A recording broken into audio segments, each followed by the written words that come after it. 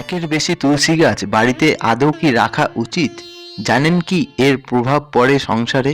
দেখুন কি বলছে বিশেষজ্ঞরা। অনেকেই জানেন না যে বাড়িতে তুলসী গাছ লাগানো কিছু নিয়ম আছে যা অনুসরণ করা খুবই জরুরি।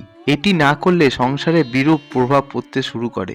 হিন্দু ধর্মে তুলসী গাছকে অত্যন্ত পবিত্র এবং পূজনীয় বলে মনে করা হয়। বাস্তুশাস্ত্র বিশ্বাস করা হয় যে বাড়িতে তুলসী গাছ থাকলে সেখানে সুখ সমৃদ্ধি, খ্যাতি, গৌরব এবং সম্পদ আসে।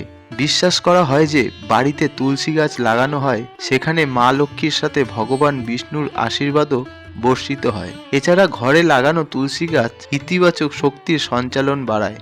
এর শুভ প্রভাব পড়ে পরিবারের সদস্যদের উপর। তো কিভাবে লাগাবেন তুলসীর চারা? আপনার বাড়ির বারান্দায় বা উঠানে তুলসীর চারা লাগাতে পারেন। মনে রাখবেন, তুলসী গাছটি শুধুমাত্র বাড়ির পূর্ব বা উত্তর পূর্ব দিকে লাগাতে হবে। এতে সব থেকে বেশি উপকার হয়। তুলসী গাছকে সবসময় পরিষ্কার পরিচ্ছন্ন রাখতে হবে এবং এর আশেপাশের জায়গাও পরিষ্কার রাখতে হবে। তুলসী গাছের আশেপাশে জুতো বা চপ্পল রাখা একেবারেই উচিত নয়। তুলসী গাছের মাধ্যমে ইতিবাচক ফল পেতে চাইলে সরাসরি মাটিতে তুলসী গাছ কখনোই লাগাবেন না। সবসময় একটি পাত্রে তুলসী গাছ লাগান। এছাড়া তুলসী গাছকে কখনোই মাটির নিচে স্পর্শ করতে দেবেন না। অনেক সময় বাড়িতে একাধিক তুলসী গাছ জন্মায়।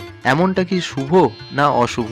আমরা কি বাড়িতে একাধিক তুলসী গাছ রাখতে পারি? পণ্ডিত মশাইরা জানাচ্ছেন, বাড়িতে একাধিক তুলসী গাছ রাখা যায়, তবে সেখানে আছে অনেক নিয়ম। জ্যোতিষশাস্ত্র অনুসারে বাড়িতে একাধিক তুলসী গাছ লাগাতে হলে তা 3, 5 এবং 7 সংখ্যার লাগাতে হবে, অর্থাৎ বিজোড় সংখ্যায়, যা শুভ বলে মনে করা হয়। সেক্ষেত্রে প্রতিটি তুলসী গাছেই যত্ন নিতে হবে নিষ্ঠা ভরে, না হলে সংসারে ক্ষতি অবধারিত। হিন্দু ধর্মের বিশ্বাস অনুসারে রবিবার বা একাদশীতে তুলসী গাছকে কখনোই স্পর্শ করা উচিত নয়। হিন্দু ধর্মে এটা বিশ্বাস করা হয় যে তুলসী গাছ মা লক্ষ্মীর রূপ এবং মা লক্ষ্মী রবিবার ভগবান বিষ্ণুর জন্য উপবাস পালন করেন। অতএব ওই দিনে তুলসী গাছকে স্পর্শ করা বা জল ঢালা উচিত নয়। বৃহস্পতিবারের দিনটি বাড়িতে তুলসী গাছ লাগানো সব থেকে শুভ দিন বলে মনে করা হয়। জ্যোতিষশাস্ত্র মতে এই দিনটিতে বাড়িতে তুলসী গাছ লাগালে বাড়ির আর্থিক অবস্থা মজবুত হয়ে থাকে। তো বন্ধুরা, এই ছিল আজকের ভিডিওর আলোচনা। ভিডিওটি ভালো লাগলে অবশ্যই শেয়ার করবেন।